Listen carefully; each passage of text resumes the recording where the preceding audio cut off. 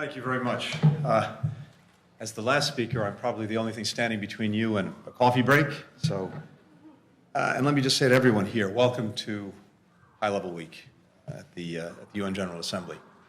As a veteran of that week, I've done it many times before, I just have 3 words of advice to everyone in this room.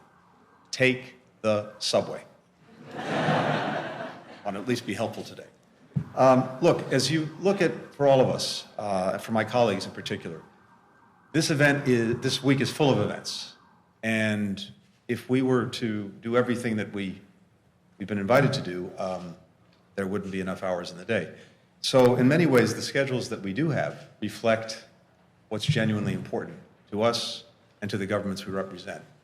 And so I think our presence here today is a reflection of the value give to this issue and to the Freedom Online Coalition. I just want to thank, first, Ambassador Tlaib.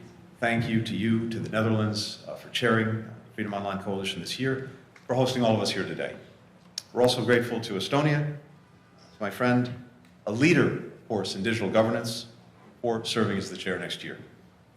To the fellow members of this coalition, and to partners from civil society, from the United Nations, from the private sector, thank you for joining us today. From day one, President Biden has made defending democracy at home and around the world a core priority for his administration. In the fight for our democracies in the 21st century, the front lines are increasingly online. Around the world, authoritarian regimes are weaponizing technology to censor, surveil, to repress their citizens.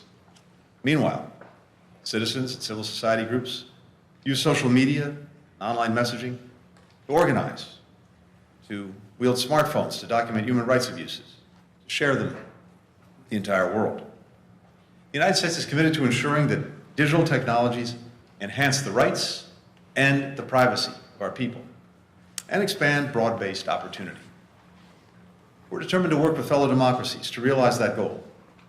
That's why at the first Summit for Democracy, 2021, we pledged to reinvigorate the Freedom Online Coalition, to double down on our shared efforts to safeguard and advance a free and open internet. And that's exactly what the coalition has done. Over the past 4 years, we've grown from 32 members to 41. We welcomed Cabo Verde, Slovenia, and Colombia just this year, as well as Taiwan as an observer.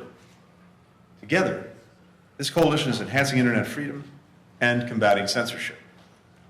For example, the United States, Germany, Estonia have supported the Open Technology Fund to help millions of people acquire virtual private networks or VPNs and other tools to circumvent firewalls, internet shutdowns, empowering activists, journalists from Russia to Iran to Cuba. The coalition is also taking steps to curb digital surveillance. We work together to define guardrails for the use of surveillance technologies by governments. We've mobilized 17 nations who are committed to countering the misuse and abuse of commercial spyware. The United States has worked to lead by example, including imposing visa restrictions and sanctions against companies and individuals who exploit these technologies. This coalition is also exchanging lessons on how to expose, how to disrupt, how to deter disinformation. Members are working to build a more resilient global information system and to hold accountable those seeking to undermine democratic elections. Critically, we're shaping the frameworks and the rules for the responsible development and use of artificial intelligence, technology that perhaps more than any other will affect the future of freedoms, online and offline. This year, the United States, with the support of members of this coalition, helped craft and put forward a landmark UN resolution to use safe, secure, trustworthy AI to promote sustainable development. Every member state adopted that resolution, the first at the United Nations.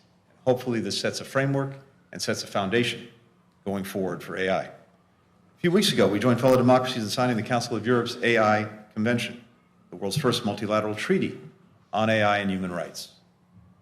Today, the Freedom Online Coalition is releasing a joint statement on responsible AI practices, spelling out how governments can procure and use artificial intelligence in a way that protects rights, safety, privacy for citizens.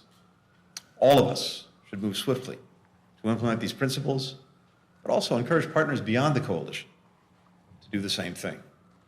So I think we can take some pride in the progress that we've made, but I think each of us knows we cannot let up. This is such a fast-moving area that standing still means getting behind. And authoritarian regimes are determined to co-opt and abuse technology to repress their people. We have to be equally determined in our mission to defend freedom online. We look forward, part of the United States, to continuing this vital work together in the months and years to come. We know, as with virtually everything else we do, when we're doing it together, when we join forces, and not just among governments, but with the private sector, with civil society and NGOs, there's nothing we can't get done. We share the determination to do it and do it together. Thank you very much for everyone's work on this. Thank you.